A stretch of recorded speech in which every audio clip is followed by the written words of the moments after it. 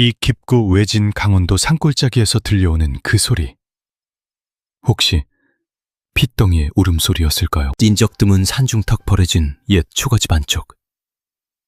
낡은 이불 위에 핏자국이 말라붙은 갓난아기 하나가 버려져 있었습니다. 숨이 가물가물한 작은 눈동자를 서연은 숨죽인 채 하염없이 바라보았죠. 다 괜찮아질 거야.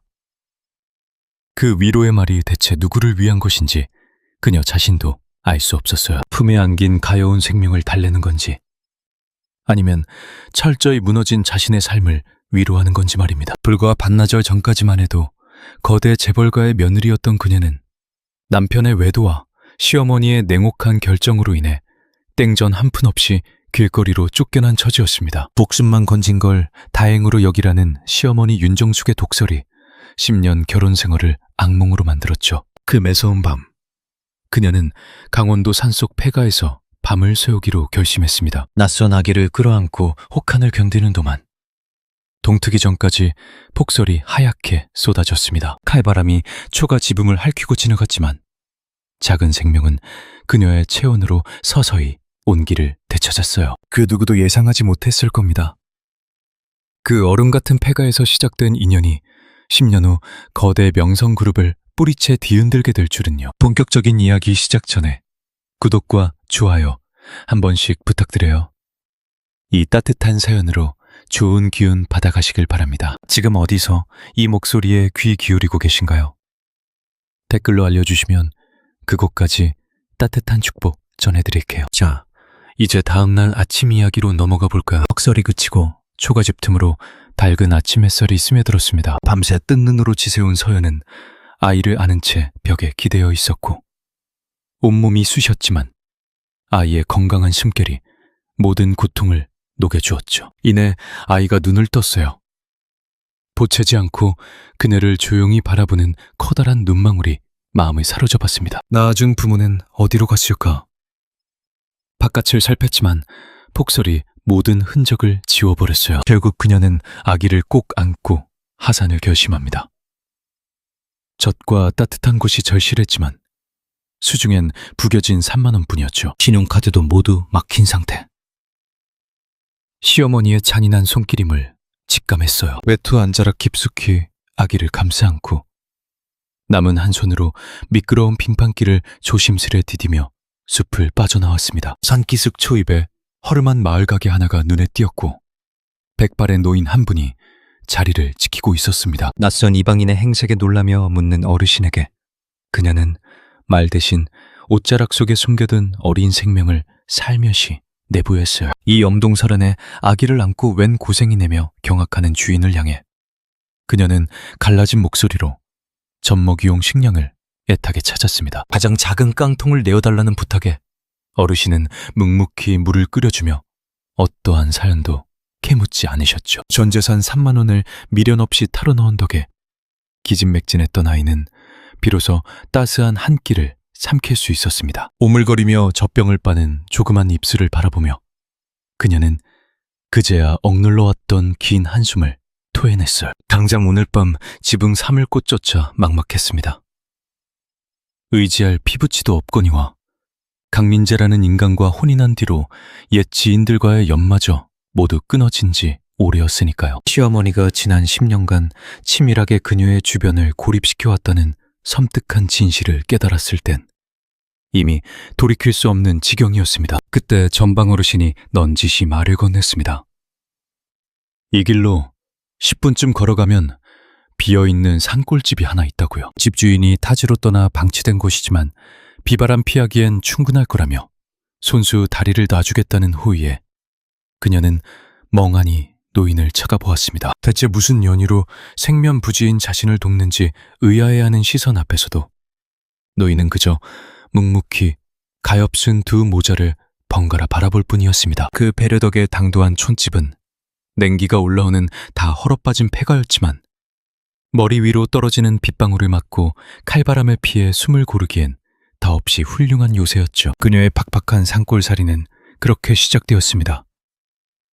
노인이 직접 나서준 덕분에 매달 10만 원이라는 헐값에 거처를 의탁할 수 있었어요. 이제 이 여린 생명에게 이름을 지어주기 위해 그녀는 어두운 방에 앉아 깊은 사색에 잠겼습니다. 혹독한 눈보라가 치던 폐가에서 찾아낸 기적이니 머지않아 따스한 새싹이 돋아나길 바라는 마음을 담아 이준이라 속삭이자 아이가 사르르 눈을 맞추어 왔습니다. 넌 이제부터 내 목숨보다 귀한 아들 준이야.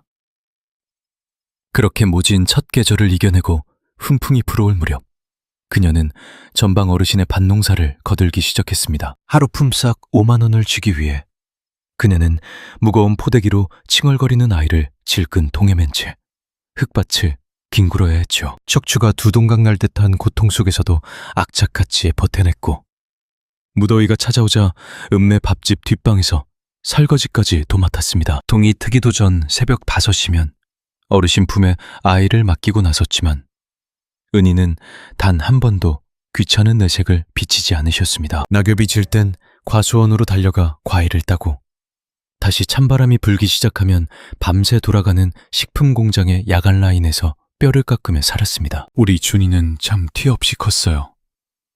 밥술도 크게 뜨고 방긋방긋 잘도 웃었죠. 새근새근 잠든 아이를 눈에 담으며 서연은 하루를 닫았습니다.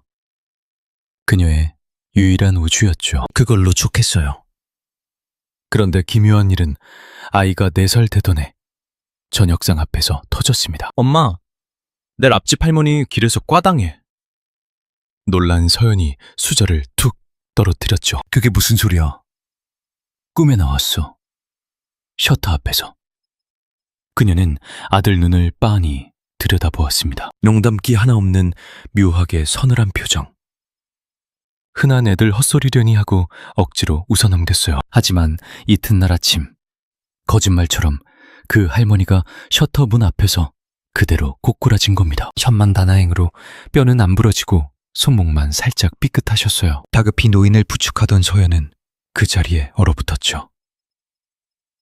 전날 아들의 예언이 귓그가를 맴돌아 소름이 쫙 돋았습니다. 그 기이한 사건 이후 서연은 아들의 꿈 얘기를 허투루 듣지 못했어요. 아이가 5살 무렵이었습니다. 엄마, 사과 쟁여놔. 담주엔 엄청 비싸죠. 그 말에 그녀는 쌈짓돈을 다 털어 과일을 괴짝으로 들였죠. 며칠 뒤 산지 폭우로 유통이 마비되며 과일값이 정확히 2배로 뛰었어요. 6살 땐 능력이 더 짙어졌습니다. 나 저 집 살래. 우리 돈으로 돼. 콕 짚은 외곽의 허름한 빌라는 기막히게도 초급매 물건이었죠. 영끌에서 대출까지 당겨 계약했고 딱 1년 뒤 그 빌라 앞으로 왕복 차선이 뻥 뚫렸습니다. 집값은 순식간에 3배로 치솟았죠. 아이가 7살 되던 해 그녀 통장엔 난생 처음 1억이라는 거금이 찍혔습니다. 그날 밤 서연은 묵묵히 작은 아이의 품을 파고들며 뼈가 으스러져라 꽉 끌어안았습니다. 엄마 슬퍼. 아니, 안 울어. 거짓말. 눈물 맺혔잖아. 아이의 위로에 그녀가 왈칵 웃음을 터뜨렸어요. 아이도 따라 헤헤 웃었죠. 하지만 평온은 너무도 짧았습니다. 8살 봄바람과 함께 지독한 애군이 닥쳤거든요. 동네 바닥에 흉흉한 소문이 파다하게 퍼졌습니다. 앞날을 보는 신동이 있고 제 어미가 그걸로 떼돈을 쓸어 담는다고 귓등으로 그 말을 전해 들은 날 밥을 푸던 서연의 손끝이 바르르 떨렸습니다. 발 없는 말은 걷잡을 수 없이 방졌고 언제나 그렇듯 가장 닿지 말아야 할 지옥 같은 곳까지 흘러가고야 말았습니다. 사태의 심각성을 깨달은 건 정확히 사흘 뒤였어요. 휴대폰 액정에 생전 처음 보는 발신자가 떴거든요. 조심스레 수화기를 들자 한서연 씨 되시죠? 하는 서늘한 여자의 음성이 구막을 파고들었습니다. 묘하게 나긋나긋하고 우아한 톤. 하지만 서연은 단박에 그 소름 끼치는 목소리의 주인을 알아챘습니다. 바로 박지수.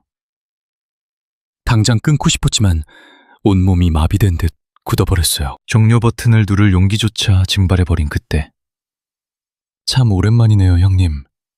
하는 비수가 날아들었습니다. 그 가증스러운 호칭이 귓가를 기괴하게 긁어댔어요. 10년 전에도 저 뻔뻔한 입술로 그녀를 형님이라 불렀었죠. 남편 등 뒤에 숨어 눈매만 소름 끼치게 웃던 여자. 용건만 짧게 하시죠. 서연이 감정을 싹 비워낸 채 대꾸했습니다. 애 문제로 연락했어요. 형님 핏줄 말고 우리 아이요.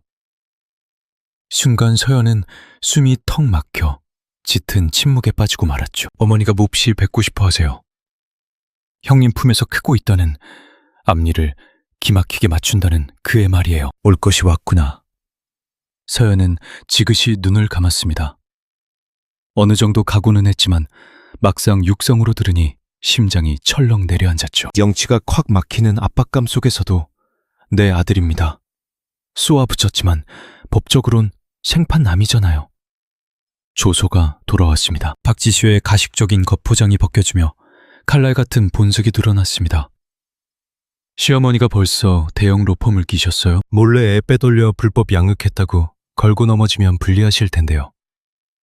친권도 정식 입양 기록도 전무하잖아요. 서연의 덜덜 떨리던 주먹에 새파란 핏대가 섰습니다. 걱정 마세요. 늙은이가 얼굴만 한번 보시겠다는 거니까 뺏겠다는 게 아니라 뻔한 거짓말이었습니다. 그 탐욕스러운 윤정숙이 고작 핏줄 얼굴 한번 보자고 값비싼 변호인단을 꾸렸을 리가 없었으니까 고민해보죠. 서연은 곧장 매몰차게 통화를 종료해버렸습니다. 마침 방문을 열고 나온 준이가 숙제를 끝냈다고 제잘거렸어요. 서연은 애써 굳은 표정을 지워내며 미소 지었죠. 우리 아들 최고네. 이리 와. 곁에 바짝 붙어 앉은 아이의 보드라운 머리칼을 가만히 쓰다듬어 주었습니다. 아이가 예리하게 눈을 좁혔습니다. 엄마, 무슨 일 있지?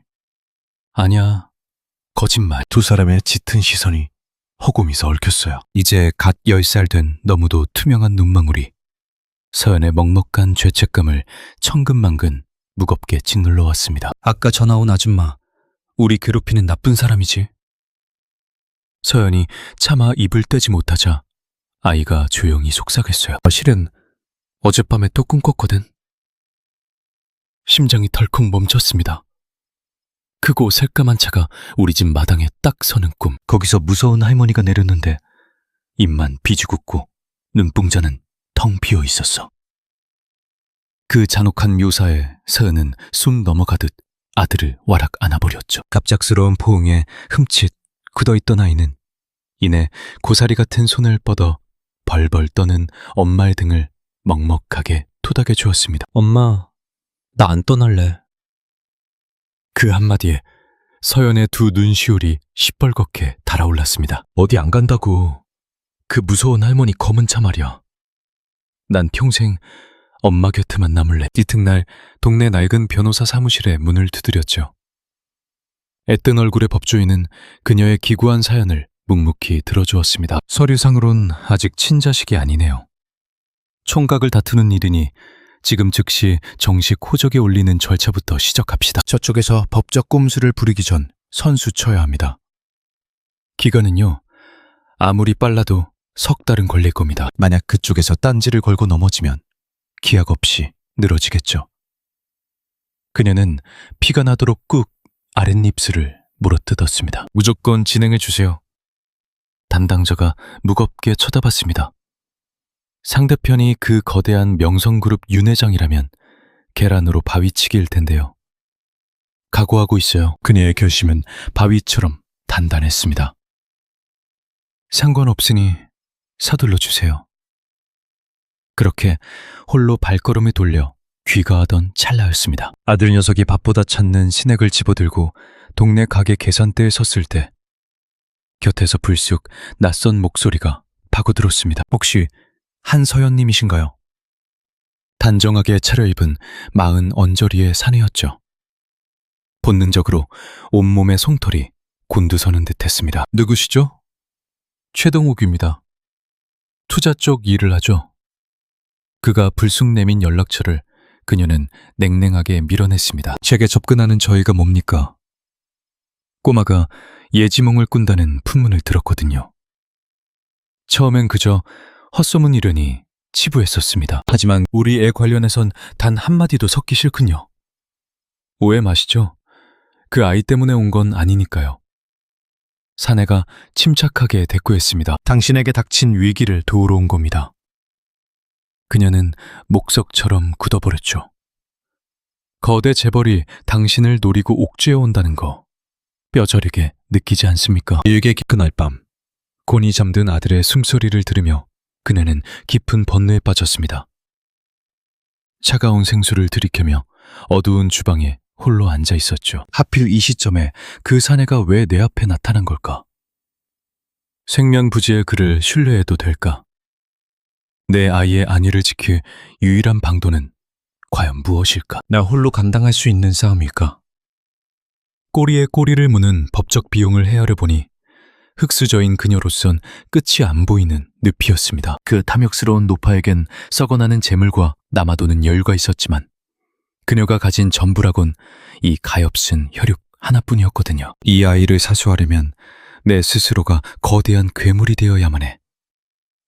그때 안방에서 뒤척이던 아이의 잠꼬대가 희미하게 흘러나왔습니다. 엄마, 아까 그 아저씨 악당 아니야. 문틈으로 새어나온 그 소리가 몽환 속의 읍조림인지 찰나의 예언인지 도무지 둔간할 수 없었죠. 결국 구겨진 사내의 명함을 다시 꺼내든 그녀는 뚫어지라 종이 쪼가리를 응시하다 무겁게 수화기를 집어들었습니다. 그 수상한 사내와의 재회는 나흘이 채 안 된 시점 동네 구석의 후미진 다방에서 이루어졌습니다. 근처 단골 어르신 댁에 급히 아이를 맡기고 약속 장소에 당도해 보니 그는 이미 자리를 잡고 기다리는 중이었습니다. 식어가는 찻잔 2개를 사이에 두고 그녀가 쓸기를 박았습니다. 우리의 능력을 착취할 심산이라면 당장 이 자리 엎고 나갑니다. 사내가 희미하게 웃으며 긍정의 표시를 보냈습니다. 명확하게 선을 그어주시니 오히려 마음이 놓이는군요. 저 역시 금도를 깰 생각은 추호도 없습니다. 그럼 바라는 게 뭡니까? 은밀한 동맹이죠. 당신이 칼춤을 추면 전 그저 무대만 제공할 뿐입니다. 떨어지는 전리품은 정확히 반으로 가르죠. 그녀는 여전히 눈앞의 음료에 입도 대지 않은 채 굳어 있었습니다. 수많은 사람 중 하필 왜 접니까? 사내가 테이블 위로 바짝 상체를 당기며 은밀하게 속삭였습니다. 가감없이 털어놓겠습니다. 저 역시 그 빌어먹을 기업과 피 맺힌 악연이 있거든요. 15년 전 저희 부친의 일궈놓은 피땀을 그 짐승들이 통째로 삼켜버렸습니다. 겉으론 그럴싸한 법의 테두리를 빌렸지만 실상은 날강도짓이나 다름없었죠. 그 지옥 같던 날부터 제 인생은 오직 복수뿐이었습니다. 하지만 덕고다이로는 도무지 그 철옹성을 무너뜨릴 빈틈이 안 보이더군요.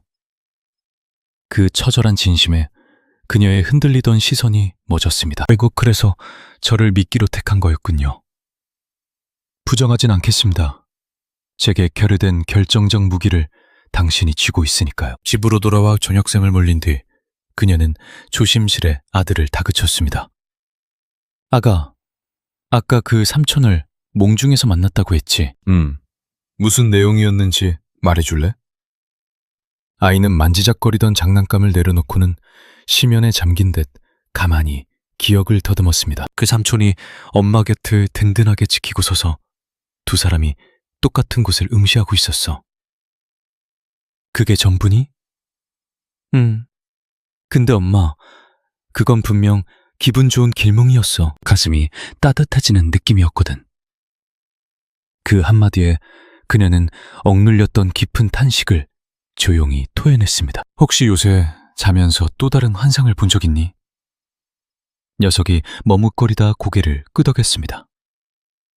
뭔지 엄마한테 털어놔 줄래? 아이가 그녀의 두 뺨을 어루만지며 쳐다본 그 묵직한 눈동자는 도저히 10살 되기 꼬마의 깊이가 아니었습니다. 엄마, 구름까지 닿을 듯 으리으리한 초고층 사옥을 가진 거대 기업 말이야. 거기가 처참하게 붕괴하는 걸 봤어. 그 순간 그녀의 심장이 철렁 내려앉았습니다. 어떤 식으로 박살나던. 외부의 충격이 아니었어. 뼈대부터 시커멓게 문드러져서 스스로 푹 주저앉아 버렸지. 주변에서 기를 쓰고 떠받치려 했지만 역부족이었어. 수십 년 전부터 이미 속이 다 파먹혀 있었으니까. 그 섬뜩한 통찰에 그녀는 꿀먹은 벙어리가 되었습니다. 엄마, 내가 본 그곳 혹시 명성그룹이라는 그 나쁜 회사? 그 기묘한 밤의 끝자락, 그녀는 곧장 복수귀 사내에게 다이어를 돌렸습니다. 당신 손 잡겠습니다. 수화기 너머로 무거운 정적이 흘렀습니다. 감사 인사는 됐습니다. 단, 내 아이는 무조건 그림자처럼 숨겨야 해요. 서류에 그의 흔적은 남기지 않고 최종 결정은 내가 합니다. 내 아들이 조금이라도 위험해지면 이 판은 당장 엎어질 테니까요. 좋습니다. 남자의 끄덕임에 나는 억눌렀던 진짜 속내를 꺼냈다. 그 거대한 제국을 부수는 건 부차적일 뿐. 오직 내 핏줄을 지키는 게 유일한 목표입니다. 우선순위가 뒤바뀌면 당장 손 떼겠다는 경고에 짙은 침묵을 지키던 최 이사가 묵직하게 입을 열었다. 당신 겉보기와 달리 꽤 지독하군요. 그 기묘한 인정을 기점으로 우리의 은밀한 반격이 막을 올렸다. 꼬마의 머릿속에 맺히는 예지몽은 소름 돋게 선명해졌다. 기상이변을 맞추더니 이내 세간의 사고들까지 꿰뚫어 보았고 마침내 돈이 흐르는 판도마저 읽어내기 시작했다. 어느 서늘한 아침 녀석이 불쑥 속삭였다. 이번 달은 그 칩 만드는 기업을 사. 곧 엄청난 호재가 터질 거야. 그 말대로 움직인 지 한 달 만에 가치는 40%나 폭등했다. 평온하던 일상 속 다시 경고가 떨어졌다. 저 운송업체는 곧 무너지니 손대지 마. 파트너가 즉각 뒷조사를 해보니 석 달 후 그 기업은 정말 파산했다. 내 아이의 몽환적인 읊조림은 섬뜩할 만큼 완벽한 진실만을 가리켰다. 1년이 흘러 내 자산은 10억을 돌파했다. 최 이사는 이 기세를 몰아 사냥터를 한껏 키워갔다. 평범하게 저녁을 먹던 그날 밤 녀석의 숟가락이 툭 떨어졌다. 멍한 눈으로 나를 응시하던 아이 입술에서 기어코 그 거대 재벌가의 이름이 흘러나왔고 내 가슴은 철렁 내려앉았다. 언제 무너질지 봤어. 아이가 지목한 운명의 시점은 11달 후였다. 예언은 뼈대가 적나라했다. 그 집안의 심장 부인 건설 부문이 타국 사업 탓에 골마 터진다는 거였다. 그 도끼는 유통과 금융 계열사까지 도미노처럼 삼키며 그룹 전체를 심연으로 처박을 거라 했다. 이 끔찍한 진주를 최 이사에게 넘겼고 3일 내내 숨죽이던 그가 마침내 확신에 찬 연락을 해왔다. 동남아 쪽 공사판이 썩어 문드러지고 있더군요. 윗선은 필사적으로 숨기지만 바닥 민심은 이미 흉흉합니다. 심장이 멎는 듯했다. 소름 끼치는 핏줄의 굴레. 내 아이가 본 미래가 현실과 맞물려 돌아가고 있었다. 수화기 너머로 무거운 정적이 흐른 뒤 그가 날카롭게 결단을 내렸다. 이제 판에 뛰어댑시다. 그 가문의 지분을 소리 없이 긁어 모아야죠. 아직 꼭대기에 있으니 쥐도 새도 모르게 조금씩 담읍시다. 한계치까지 영혼을 끌어모으자는 답이 돌아왔다. 폭락의 순간이 최고의 사냥터이며 그때 그들의 목줄을 쥐어야만 했다. 어스름한 창밖을 보는들 10년 전 나를 난도질했던 시어머니의 서늘한 음성이 환청처럼 들려왔다. 목숨 건지는 걸 합의금으로 쳐라. 지옥 같던 기억이 되살아날 무렵 낯선 흑색 세단 하나가 동네로 들어왔다. 아이가 악몽 속에서 두려워하던 바로 그 불길한 차량이었다. 유리창 너머로 확인한 그 쇳덩어리는 입구에 유령처럼 정박해 있었다. 시동조차 끄지 않고 미동도 없는 성특한 자태에 나는 다급하게 내 분신을 품으로 끌어당겼습니다. 수업 마치면 딴 길 세지 말고 당장 뛰어와야 해. 겁에 질린 내 모습에 녀석은 말없이 턱을 당겼다. 본능적으로 불청객을 알아챈 아이가 묻자 나는 굳은 얼굴로 책가방 지퍼만 서둘러 올려줄 뿐이었다. 무사히 돌아오기만을 기도하던 정오무렵 운면의 시계처럼 현관을 두드리는 둔탁한 파음이 울려 퍼졌다. 숨소리를 죽이고 버티면 돼. 문 너머에서 소름 끼치게 익숙한 여자의 목소리가 들렸다.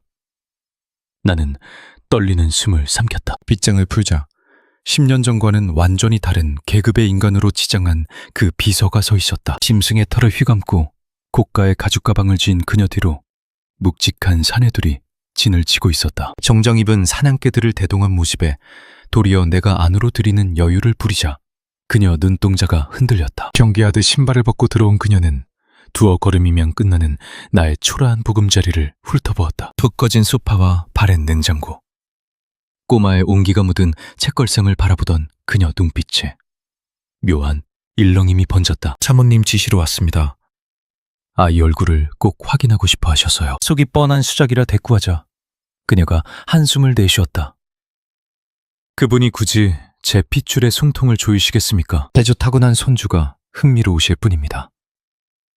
그 오만한 변명에 나는 얼음장 같은 목소리를 냈다. 착각하지 마요.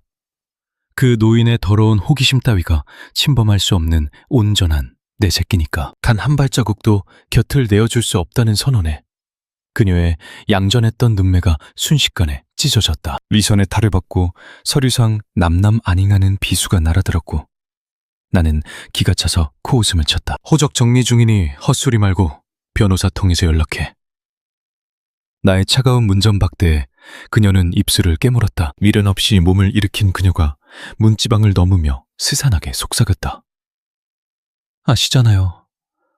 그분은 탐나는 건 귀엽고 삼키는 분이란 걸. 어미 힘으론 막을 수 없을 거란 최후 통첩에 나는 입술을 꽉 깨문 채 짙은 어둠만 노를 보았다. 무거운 철문이 닫히던 수상한 저녁. 하교한 아이를 위해 난 말없이 밥상을 차렸지. 평범한 일상인 양 수저를 들었지만 아이 녀석도 약속이나 한 듯 입을 꾹 다물더라고. 빈 그릇을 치울 무렵 수저를 탁 내려놓은 아이가 속삭였어. 엄마, 등굣길에 그 검은 차량이 또 있었어. 덜컥 겁이 나 아이 얼굴을 살피며 안 무서웠니? 묻자. 녀석은 의연하게 고개만 내저었지. 그게 아니라 간밤에 그 늙은 여자가 나오는 기이한 꿈을 꿨다는 거야. 순간 내 심장이 멎는 줄 알았어. 무슨 내용이냐고 다그치니 빨간 법원직인이 쾅 찍힌 종이 뭉치를 그 노인이 쥐고 있더래. 그런데 그 무서운 종이 조각들이 결국 휴지통에 처박혔다며 아이가 내 두 눈을 뚫어지게 응시했지. 엄마가 훨씬 거대한 문서를 들이밀었기 때문이래. 소름 돋게도 2주일 후 진짜 가정법원 우편물이 날아왔어. 아이를 빼앗겠다는 양육환경 실사 요청서였지. 변호사는 수화기 너머로 이미 짐작했던 각본이라고 하더군. 내 쪼들리는 형편과 집구석, 교육 여건을 물고 늘어질 텐데 마간에 재간이 있냐고 묻기에 악착같이 버티겠다고 했어. 하지만 이건 빙산의 일각일 뿐. 그 독한 늙은이는 절대 이쯤에서 물러설 위인이 아니라는 경고가 이어졌지. 피를 말려 스스로 나가떨어지게 할 속셈이라는 말에 통화를 끊고 멍하니 방만 누려봤어. 날 말려 죽이려는 수작. 10년 세월을 늘 그런 잔혹한 늪처럼 남의 영혼을 하루하루 야금야금 파먹는 게 그 여자의 특기였거든. 당장 협력자에게 연락해 작업에 박차를 가하라고 지시했어. 얼마나 당겨야 하냐고 묻는 다급한 목소리에 그쪽 덫에 걸려들기 전에 먼저 숨통을 끊어놔야 한다고 쏘아붙였지. 잔인한 4월. 마침내 감시건이 집을 찾아왔어. 화사한 봄볕 아래 들꽃이 만발한 날이었지만 문을 두드린 여성의 표정은 차디찬 한겨울 같았어. 40 남짓 되어 보이는 그녀는 두툼한 평가표를 든 채 우리 모자의 초라한 살림살이와 작은 방을 해집듯 훑어봤지. 텅 빈 냉장고 속부터 구겨진 성적표까지 샅샅이 캐묻더군. 다행히 아이는 일부러 학교에 늦게까지 잡아두었어. 어린 것을 짐승처럼 평가받는 도마 위에 올릴 순 없었으니까.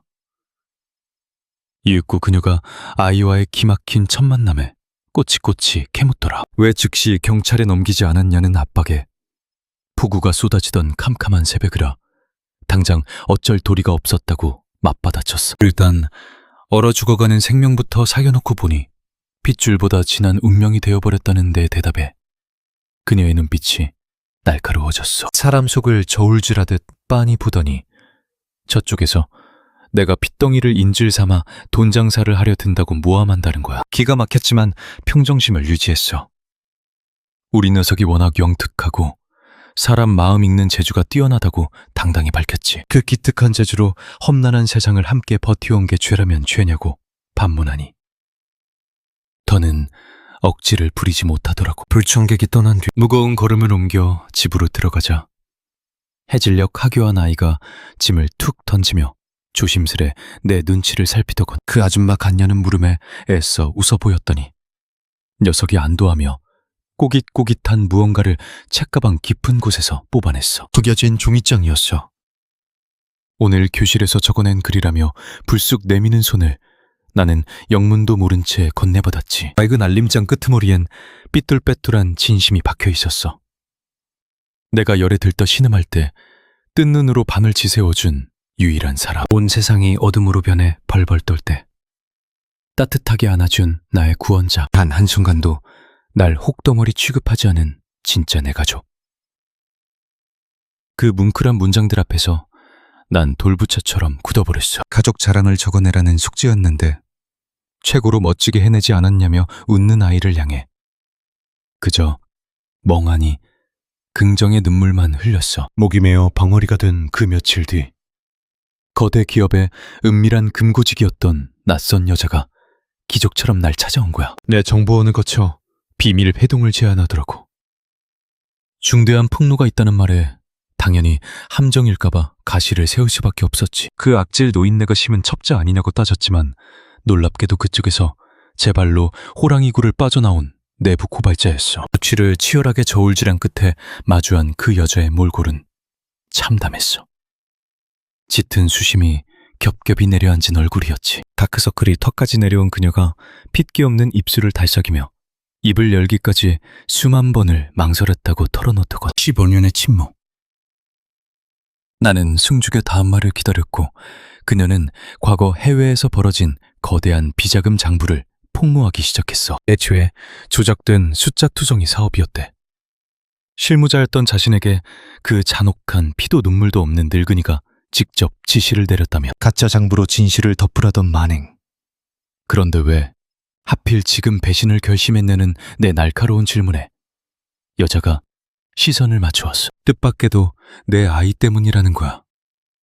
그 무자비한 자본이 애먼 어린 것의 숨통을 끊어 빼앗으려는 꼴을 똑똑히 목격했다면서. 그 피도 눈물도 없는 사냥 수법이 지옥 같았던 자신의 과거 상처를 헤집어 고스란히 겹쳐 보이더라는 기막힌 고백이었어. 바느다란 목소리로 자신도 철저히 장기말처럼 쓰여버려졌다고 읊조리는데 난 그 애처로운 눈빛을 오래도록 응시할 수밖에 없었지. 이 끔찍한 눈물이 진심일까? 혹시 파멸을 위한 또 다른 교묘한 덫은 아닐까? 수만 가지 의심이 머릿속을 헤집던 찰나 정적을 찢고 아이의 전화가 걸려왔어. 엄마, 나 아까 선잠이 들었는데 엄청나게 소름 돋는 낙꿈을 꿨어. 하며 놀라운 진실을 꺼내려했지. 어떤 내용이었니? 내 곁에 몹시 지쳐 보이는 낯선 여인이 섰고 그녀가 내게 낡은 서류를 건넸다는 아이의 예지몽이 시작이었다. 아이의 말처럼 그 문서는 내 운명을 쥐의 열쇠가 되었다. 마침내 나는 오해란과 마주 앉았다. 서로의 눈빛이 교차하던 순간 내가 조심스레 묻자 그녀는 묵묵히 낡은 서류 뭉치를 내밀었다. 15년간 은폐된 치부책의 복사본이라며 원본은 안전한 곳에 숨겨두었다는 떨리는 목소리가 이어졌다. 떨리는 손으로 물건을 쥔 그날 깊은 밤 최동욱과 우리 셋은 숨죽인 채 둥글게 모여 앉았다. 봉인을 뜯자 추악한 진실들이 홍수처럼 밀려들었고 페이지를 넘기던 그의 안색이 굳어갔다. 단순한 폭락을 넘어 쇠고랑을 찰 거대한 뇌관이라며 경고하자 그녀 역시 담담히 응수했다. 이미 목숨을 걸었다는 대답. 묵묵히 기록을 훑어내던 내 머릿속엔 잃어버린 10년의 세월이 스쳐갔다. 내가 길거리로 내몰려야 했던 비참한 진실. 빛을 보는 순간 그 여자의 처공성은 무너지겠지만 복수심은 금세 흩어졌다. 내 아들. 오직 내 아이의 안위만이 내가 살아가는 유일한 이유였으니까. 결전을 앞두고 각오를 묻는 그의 시선에 나는 결연히 동의하며 아이가 예언했던 그 운명의 날로 디데이를 정했다. 파멸의 종소리가 울리기 직전까지 우리는 최대한 그들의 숨통을 조일 지분을 쓸어 담아야만 했다. 가장 중요한 건 타이밍이었다. 재판부의 결정이 나기 전 이 폭탄이 터져야만 그 악마 같은 여자의 숨통을 끊을 수 있었다. 한치의 오차도 허용되지 않는 외줄타기. 팽팽한 긴장감 속에서 그가 희미한 미소를 지었다. 예전에 나약했던 모습이 지워졌다는 농담에도 나는 서늘하게 대답했다. 내 삶의 궤도는 오직 아이를 향해 있을 뿐이라고. 다른 욕망은 없었다. 그리고 그날 이후 숨막히면 8달의 대장정이 시작되었다. 우리는 그림자처럼 은밀하게 움직이며 타인 명의의 통장 5개를 동원했다. 그가 관리하는 법인망 3곳과 더불어 내부 고발자의 소개로 옛 간부 2명까지 아군으로 포섭되었다. 그들 역시 과거 그 악녀의 독단에 피눈물을 흘렸던 깊은 원한을 품은 자들이었다. 감시망을 피하기 위해 거대 자본을 쪼개어 이슬비에 옷 젖듯 아주 미세하게 지분을 잠식해 나갔다. 아침이 밝으면 총성 없는 전쟁이 벌어졌고 그 사이 내 아이는 평범한 일상을 이어갔다. 또래들과 웃고 떠들며 저녁 식탁에서 제잘거리는 세상의 어둠 따윈 전혀 모르는 맑은 모습으로. 하지만 엄마의 직감은 속일 수 없었다. 영특한 내 아들은 이미 폭풍이 다가오고 있음을 꿰뚫어 보고 있었다. 그저 나의 짐을 털어주려 철없는 척 연기했을 뿐. 그러던 어느 어스름한 초저녁 무렵이었다. 내 품을 파고든 아이가 두렵다며 작게 속삭였고 시간이 한참 흐른 뒤에야 나는 그 기이한 공포의 실체를 깨달았다. 폭풍우가 휩쓸고 간 뒤의 폐허보다 어미로서 견딜 수 없는 더 끔찍한 악몽이 내겐 따로 있었다. 가녀린 어깨를 감싸 안으며 이 잔혹한 전쟁터에서 네가 작은 생책이라도 입을까봐 그게 가장 두렵다고 고백했다. 고사리 같은 손이 나를 마주잡으며 전한 굳건한 믿음. 바로 그 즈음 적진의 기류가 심상치 않게 변했다. 지루한 법정 공방이 멈춘 자리에 정체를 알 수 없는 불길한 그림자들이 동네 어귀를 배회하기 시작했다. 내 숨소리마저 엿들으려는 듯 음습한 시선들이 집요하게 우리 모자를 옥지어 왔다. 일상의 매 순간이 감시당하는 찰나 수화기 너머로 꼬리가 밟혔다는 다급한 경고가 들려왔다. 이미 시선을 느끼고 있었다.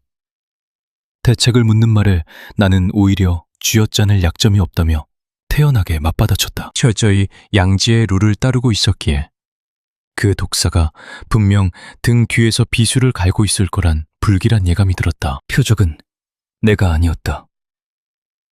아이가 머무는 배움터 근처로 검은 마주가 뻗치고 있었다. 피가 싸늘하게 식는 기분과 함께 당장 배우를 캐내라는 서늘한 지시를 내렸다. 청각을 다투던 이틀 후 하교한 아이의 입에서 정체불명의 불청객이 찾아왔었다는 섬뜩한 소식이 전해졌다. 심장이 덜컥 내려앉았다. 누군가 원장실을 들쑤시며 내 아이의 과거를 캐묻고 다녔다는 충격적인 이야기. 끓어오르는 불안감을 억누르며 해가 지자마자 법률 대리인을 다급히 찾았다. 들려온 대답은 창담했다.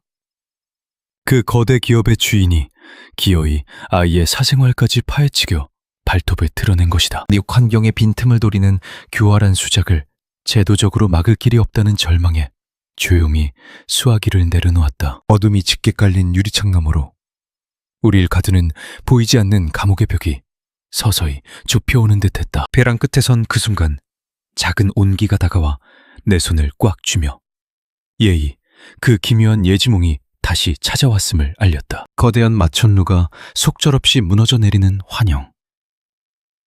운명의 모래시계가 바닥을 드러내고 있다는 아이의 덤덤한 예언이었다. 곧이어 도착한 중간 정산표.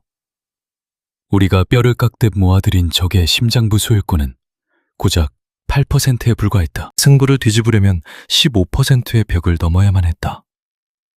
목숨줄을 쥐기 위해 쏟아부어야 할 남은 핏값이 과연 얼마인지 나는 메마른 입술을 열었다. 가진 걸 전부 쏟아부어야 한다는 말에 그녀는 조용히 눈을 감았습니다.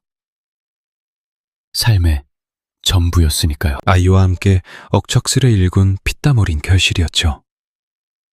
밭일, 식당일, 땅부터 주식까지 긁어모은 모든 걸 걸어야만 했어요. 혹여나 아이의 그 예지몽이 빗나가기라도 한다면. 번쩍 눈을 뜬 그녀는 확신했습니다. 그 꿈은 단 한 번도 틀린 적이 없음을요. 전부 진행하세요. 동욱의 염려에도 그녀는 단호했죠. 그 아이의 안위를 지킬 수만 있다면 아까울 게 없었습니다. 미련 따윈 없었죠. 석 달 후 타겟 기업의 지분 매입이 끝났고 그들 측이 쟁취한 몫은 17%였습니다. 당시 거대 재벌가를 장악하고 있던 전 남편 일가의 몫인 22%에 비하면 조금 모자란 수치였죠. 하지만 차이는 꽤 줄어든 상태였습니다. 아이의 예언 속에 등장했던 바로 그 운명의 날까지 남은 시간은 2달뿐이었어요. 마침내 내부 고발자 헤란에게서 연락이 닿았습니다. 모든 채비를 마쳤다며 터트릴 시기를 묻더군요. 그녀는 아이가 예견했던 그 시점에 정확히 맞추라고 지시했죠.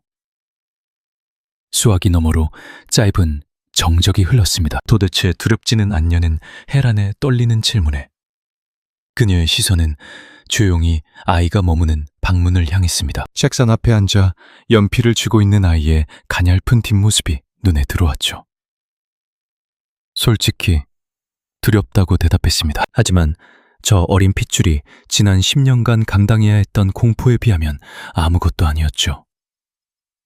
드디어 운명의 아침이 밝았습니다. 어느 평범한 화요일 아침, 증권시장이 깨어나기도 전에 유력 경제지에 폭로 기사가 터져나왔습니다. 해외 사업의 거대한 부실과 주작된 장부, 15년간 이어진 검은 돈의 꼬리가 밝혀졌지만 제보자의 심원은 감춰졌죠. 익명의 고발로 처리된 폭로의 여파는 거대했습니다. 개장 종소리와 함께 해당 기업의 가치는 곤두박질치기 시작했어요. 아침나절 반 2시간 만에 15%가 증발해버렸고 곧이어 다급한 전화가 걸려왔습니다. 드디어 막이 올랐다는 동욱의 목소리 너머로 뉴스 화면 속 높게 솟은 재벌가의 마천유가 그녀의 눈길을 사로잡았죠. 아이가 잠결에 보았다던 바로 그 거대한 탑이었습니다. 속부터 까맣게 문드러져 결국 붕괴할 거라던 끔찍한 환영 말이에요. 조용히 전원을 꺼버린 지 이틀째 되던 날, 위기에 몰린 사측에서는 다급히 반박문을 발표하며 진화에 나섰습니다. 전부 헛소문이라며 발뺌했지만 바로 이튿날 치명적인 후속 보도가 터졌죠. 적나라한 비밀 장부 사진이 까발려진 겁니다. 빼도 박도 못할 수치들은 그들의 변명이 거짓임을 증명했고 시장의 투매는 이틀이나 더 이어졌습니다. 핵심 계열사들마저 도미노처럼 무너지자 증권거래소 측은 급기야 그룹사 전반에 대한 매매 중단 카드를 꺼내들었죠. 마침내 금융당국이 칼을 빼들었고 수사기관에서도 발빠르게 압수수색의 포문을 열었습니다. 그렇게 폭풍 같은 나흘이 지나 차트가 처참한 밑바닥을 찍었을 때 드디어 때가 왔다는 신호가 떨어졌어요. 그들은 헐값에 내던져진 물량들을 진공청소기처럼 쓸어 담으며 마지막 승부수를 던졌습니다. 최종적으로 쟁취한 지분은 23%. 마침내 악연을 밀어내고 그녀가 이 거대 왕국의 새 지배자로 등극하는 순간이었죠. 과거의 시어머니에게서 대면 요청이 온 것은 그로부터 나흘 뒤의 일이었습니다. 그녀는 피하지 않고 응했죠. 주변의 만류를 단호히 뿌리쳤습니다. 이 질긴 악연의 매듭은 홀로 심장부인 회장실로 들어가 직접 끊어내야만 했으니까요. 무려 10년이라는 세월이 흘러서야 다시 밟아본 그 오만한 철옹성의 로비는 묘한 기시감을 주더군요. 꼭대기층으로 향하는 승강기에 오르자 차가운 금속 거울 너머로 낯선 여자의 굳은 얼굴이 비쳤습니다. 28살에 처참히 쫓겨났던 며느리가 38살의 지배자가 되어 귀환하는 순간 층계문이 열렸죠. 그곳엔 세월의 흔적을 맞은 늙은 회장이 있었지만 사람을 꿰뚫어 보는 듯한 그 서늘한 안광만은 여전했습니다. 끝까지 손익을 저울질하는 그 지독한 탐욕. 자리에 앉는 것조차 거부하자 늙은 여우가 먼저 입을 열었습니다. 도끼 품고 제법 컸다는 조롱에도 흔들리지 않았죠. 배우가 예지몽을 꾸는 손주인지 아니면 어미의 독단인지 묻더군요. 전부 제 뜻이라고 못 박자 상석의 늙은 포식자는 결국 항복선언처럼 진짜 목적을 되물어 왔습니다. 아이의 친권 소송에서 영원히 손을 뗄 것. 소를 거두고 두 번 다시 우리 모자 앞에 얼씬거리지 말 것. 겨우 그게 전부냐며 실소를 터트리는 노파를 향해 그녀는 쐐기를 박았습니다. 안갚음 따윈 관심 없다고 말이죠. 당신들의 추악한 제국을 빼앗은 걸로 대가는 충분하다며. 그녀는 미련 없이 그 숨막히는 공간에 벗어났습니다. 복도 끝에서 하강 버튼을 누른 채 서 있는데 등 뒤에서 무겁게 끌리는 그둑발 소리가 정막을 깼습니다. 고개를 돌리자 과거의 남편이 서 있었죠. 장장 10년의 공백은 그를 너무나도 다른 사람으로 만들어 놓았습니다. 한때 오만하게 빛나던 귀공자의 태는 사라지고 모든 걸 빼앗긴 자의 짙은 그늘만이 내려앉아 있었으니까요. 숨막히는 침묵의 대치 끝에 갈라진 목소리로 옛 아내의 이름을 부르는 남자에게 어떠한 동요도 보이지 않았습니다. 뒤늦은 참회의 고백이 복도에 흩어지는 찰나 도착음이 울렸고 그녀는 일말의 주저함 없이 상자를 향해 걸었죠. 굳게 닫힌 강철문 너머 다시 마주한 거울 속 얼굴은 평온했습니다. 그 흔한 짠맛의 눈물조차 흐르지 않았어요. 과거의 망령들을 완전히 털어냈다고 믿었던 바로 그 주 금요일 의문의 전화 한 통이 울리기 전까지는요. 서연님, 혹시 그 소문 들으셨어요? 누군가 낮게 속삭였습니다. 강민재의 아내 박지수가 핏덩이를 버려둔 채 징발해버렸다는 거였죠. 그 순간 서연의 발걸음이 돌처럼 굳어버렸습니다. 대체 언제요? 그룹의 주식이 곤두박질 치던 바로 그 서늘한 날. 미련 없이 트렁크 하나만 챙겨서 홀연히 사라졌다는 믿기 힘든 대답이 돌아왔습니다. 제 뱃속으로 나온 핏줄마저 내팽개친 채 말이죠. 서연은 차마 입을 떼지 못했습니다. 홀로 남겨진 아이가 덩그러니 방치된 강민재의 저택은 지옥이 따로 없다고 했습니다. 아비라는 작자마저 제정신을 잃고 양육을 포기한 터라. 이미 아동보호소 측에서 보육원 입소를 서두르고 있다는 안담한 소식이었죠. 자신도 모르게 떨리는 두 주먹을 꽉 쥐었습니다. 어둠이 짙게 깔린 밤, 서연은 마주 앉은 아들 준과 함께 고요한 저녁 식탁을 마주했습니다. 정적 속에서 숟가락질만 이어지던 식사가 끝날 무렵 억누르던 목소리로 입을 열었습니다. 준아, 엄마가 해줄 이야기가 있어. 아이의 맑은 눈망울이 곧장 서연을 향했습니다. 우찬이라는 이름의 8살 난 꼬마가 있단다.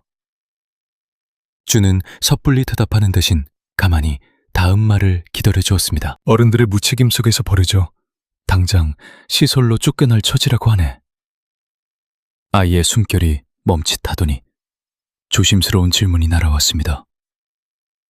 그앤 도대체 누구길래 그래요? 찰나의 무거운 침묵 끝에 털어놓은 진실. 엄마랑 피가 반쯤 섞인 남동생이야.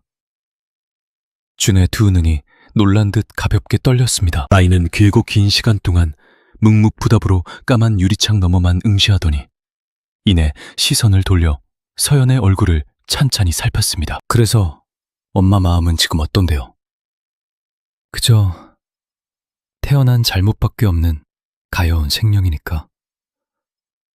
그 먹먹한 대답에 준은 작게 미간을 좁히며 상념에 잠겼습니다. 이윽고 결심한 듯 단단하게 턱을 끄덕이며 맞장구를 쳤습니다.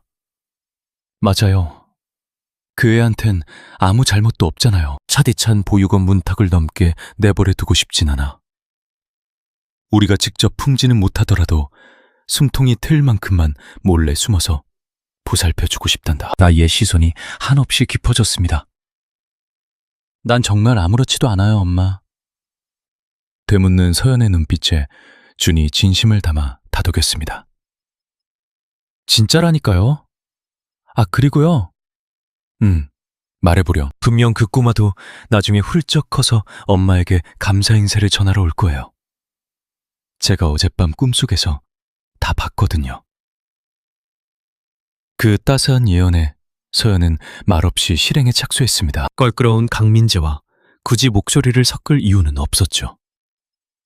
철저히 법률 대리인을 내세워 차가운 서면으로만 소통을 진행했습니다. 이름 없는 후원자가 되어 아이가 숨쉬고 배우며 아플 때 기댈 수 있는 모든 금전적 방패가 되어주겠다는 제안이었습니다. 단 하나의 굳건한 전제 조건과 함께요. 절대 그 아이를 시설로 쫓아내지 말 것. 며칠의 정적이 흐른 뒤 강민재로부터 온 회신은 딱 한 줄의 메마른 문장뿐이었습니다. 대체 왜 이런 짓을 합니까? 서연의 답변 역시 간결했습니다. 어른들의 업보를 아이가 질 필요는 없으니까요. 그 뒤로 그는 영영 입을 다물어버렸죠. 하지만 보란듯이 후원금 통장에는 칼같이 입금 확인 알림이 울렸고 벼랑 끝에 섰던 어린 목숨은 보육원행을 겨우 피할 수 있었습니다. 그로부터 딱 2달의 세월이 흐른 뒤 지루했던 입양 허가 재판이 마침내 막을 내리게 되었습니다. 엄숙한 재판장이 묵직한 서리초를 넘겼죠. 서연의 통장 잔고부터 보금자리, 2 사람의 애착도까지 전부 검토되었고 준이 꾹꾹 눌러 쓴 연필 글씨 하나가 결정적 증거로 올려졌습니다. 우리 엄마는 내가 알아누웠을 때 뜬 눈으로 밤을 새워주셨다. 악몽에 시달려 덜덜 떨 때면 늘 곁에서 땀진 내 손을 따뜻하게 감싸 안아주셨다. 단 한순간도 나를 혹덩어리 취급하지 않으신 분. 나의 진짜 엄마는 바로 이런 분이다. 그 투박한 진심을 읽어내린 재판장이 미련 없이 최종 인정을 쾅 내리찍었습니다. 딱딱한 법정문을 밀고 나오자 눈부신 봄날의 빛이 왈칵 쏟아져 내렸습니다. 서연의 품에는 이제 세상에서 가장 귀한 종이 뭉치가 소중히 안겨 있었죠. 그림자처럼 곁을 지키던 준과 함께 벅찬 마음으로 가족관계 증명서를 내려다보았습니다. 이준, 모 한서연. 붉고 선명한 그 관인 하나가 그들의 운명을 바꿔놓았습니다. 엄마, 이제 우리 정말로 법적인 진짜 가족이 된 거예요? 물기 어린 아이의 목소리에 서연은 그저 애틋한 눈을 맞추며 대답했습니다. 그래, 하늘이 두 쪽 나도 우린 진짜 모자지간이야. 그제야 아이의 얼굴에 함박꽃 같은 웃음이 번졌습니다. 복잡한 세상사를 잊은 영락없이 맑고 투명한 10살 꼬마의 순수한 미소였죠. 그녀 역시 덩달아 콧등을 붉히며 웃고 말았습니다.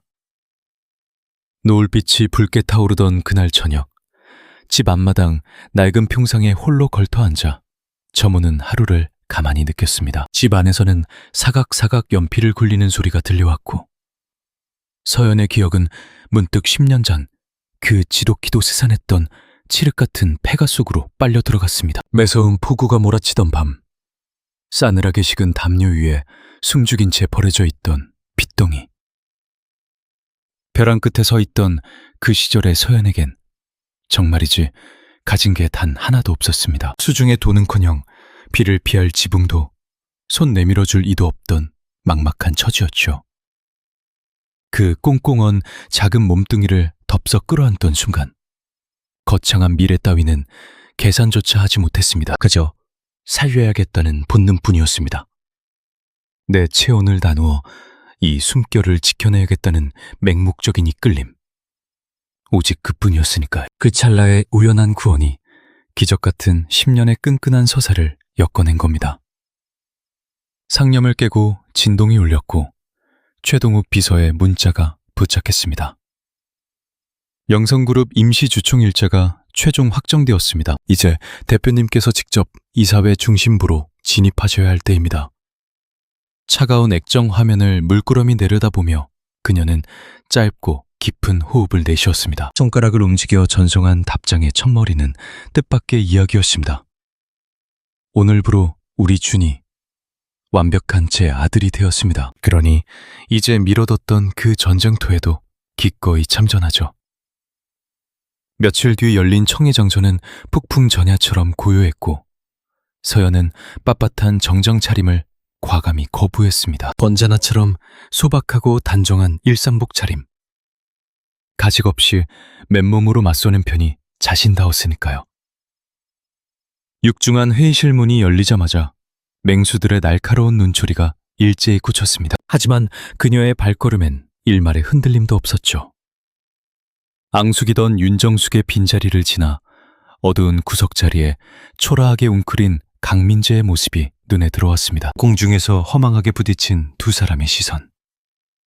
패배자처럼 황급히 눈을 내리깔아버리는 그를 뒤로 한 채 서연은 꼿꼿하게 앞만 바라보며 나아갔습니다. 묵직한 의사봉 소리와 함께 막이 올랐고 단상 위로 서연의 이름 석자가 무겁게 울려 퍼졌습니다. 마침내 새로운 이사진 합류를 결정지을 운명의 순간이었죠. 결과는 압도적인 만장일치 통과. 팽팽했던 긴장이 풀리고 사람들이 흩어질 즈음 오랜 인연인 오해란이 조용히 곁으로 다가왔습니다. 그동안 마음고생 참 많았어요. 애틋한 위로를 건네는 그녀에게 서연은 온화한 미소로 화답했습니다. 헤란님이야말로 저 때문에 굳은 일 다 맡으셨잖아요. 모처럼 근심을 내려놓은 홀가분한 웃음이 두 사람 사이에 피어올랐습니다. 다 끝났는데 이제 짐 싸서 어디로 향할 계획인가요? 부드러운 물음에 서연이 입술을 달싹였습니다. 글쎄요. 우리 아들내미가 곧 고등학생이 되니까 교육비 핑계대고 서울로 상경할까 싶네요. 거창한 목표 같은 건 제게 없답니다. 늦은 밤 운전대를 잡은 서연의 머릿속은 묘하게 텅 비어 있었습니다.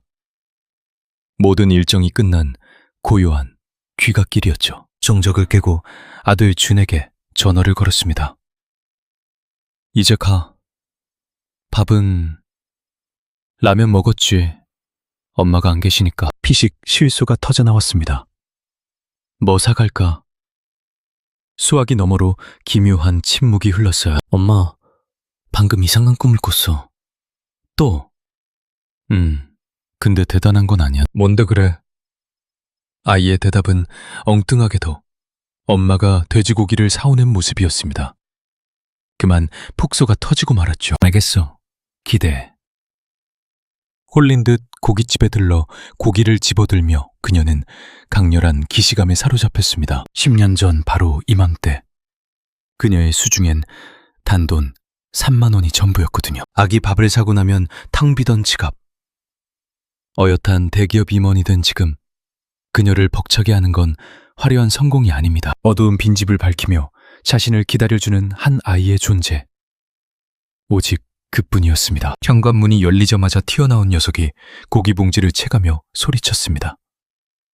내가 세팅할게. 미소 지으며 구두를 벗는 사이 주방에선 식기 부딪히는 소리가 요란했습니다. 녀석이 고군분투 중이었죠. 그 평범한 수음에 그녀는 돌연 숨을 멈추고 현관에 우두커니 서버렸습니다. 차가운 안옥 속에서 핏덩이를 품에 안았던 10년 전 그 캄캄한 밤에는 상상조차 못한 온기였으니까 그 여린 생명이 자라 이 저녁의 평화를 차려낼 줄이야. 엄마 안 오고 뭐해? 아이의 투정이 날아들었습니다. 지금 가. 뜨겁게 달아오른 팬 위로 고기가 지글거리며 요란하게 기름을 뿜어냈습니다. 매운 연기에 눈을 질끈 감는 아이의 입에 두툼한 쌈을 밀어 넣어 주었습니다. 오물거리며 잘도 받아먹었죠. 터질 듯 부푼 양볼. 아무런 대화도 필요 없는 조용하고 평온한 식사 시간이었습니다. 이 완벽한 충만함. 고개를 돌리니 강원도의 새까만 밤하늘 위로 별빛이 쏟아지고 있었습니다. 보수히 흩뿌려진 은하수를 보며 그녀는 잠시 깊은 상념에 잠겼습니다. 이내 시선을 돌리자 아이가 툭 던졌습니다. 엄마, 아까 그 꿈 말이야. 하나 더 있는데 비밀이야. 씩 웃으며 덧붙이는 말. 굳이 꿈이 아니어도 일어날 일이니까. 그녀가 의아하게 쳐다보았습니다. 젓가락을 뻗으며 아이가 속삭였어요. 우리 앞으로도 영원히 이렇게 살 것 같거든. 노릇한 고기가 완성되었습니다. 자욱한 연기에 콜 녹이는 소리가 들려 서둘러 환풍기를 작동시켰습니다. 거센 바람이 회오리쳤죠. 부연 허상은 날아가고 그 자리엔 오직 포근한 사람 냄새만이 진하게 배어남았습니다. 이 기묘한 운명을 마주하며 끈질긴 의문이 맴돌았습니다. 모든 것을 잃은 벼랑 끝에서 인간은 어떤 길을 택할까요? 그녀는 살을 내던 그 밤 칠흑 같은 폐가 속에서 벌어진 핏덩어리를 품었습니다. 땡전 한 푼 없는 빙털터리에 희망조차 부서진 절망의 늪이었지만 무언가에 홀린 듯 손을 뻗었죠. 어떠한 논리도 없던 그 본능적인 이끌림. 한국 속담처럼 극단의 상실 속에서야 비로소 가장 순수한 영혼의 결단이 나온다는 것을요. 인생의 가치는 주어지는 것이 아니라 창조하는 것이라는 말이 떠올랐습니다. 이름 없던 아이에게 호적을 내어주던 찰나, 그녀는 스스로의 구원을 완성한 셈입니다. 오래된 불교의 가르침 또한 다르지 않습니다. 번뇌는 쥐려는 욕심에서 비롯된다는 것. 원수를 향한 피해 복수를 멈췄을 때 그것은 결코 패배가 아니었죠. 지독한 악연의 고리를 스스로 끊어낸 자의 해탈이었습니다. 이어진 사랑은 인내하며 자신의 이익을 쫓지 않는다는 가르침도 깊은 울림을 줍니다. 철천지 원주의 혈육을 거둔 그 기행은 어떤 잣대로도 해석할 수 없었습니다. 단지 그럴 수밖에 없는 운명이자 그런 사랑을 품을 수 있는 거대한 그릇이었을 뿐입니다. 티끌 같은 결심이 태산을 움직인다는 뻔한 진리. 결국 그날의 서늘한 폐가 속에서 체온을 나눈 단 하나의 행동이었습니다. 기적은 거기서 시작되어 모든 운명을 새로 썼습니다. 보이지 않는 곳에서 세상을 바꾸는 숭고한 손길들은 지금도 존재합니다. 아무도 모르게 기적을 빚어내는 오늘. 이 기묘하고도 따스한 운명의 이야기가 울림을 주었다면 구독과 좋아요를 부탁드립니다.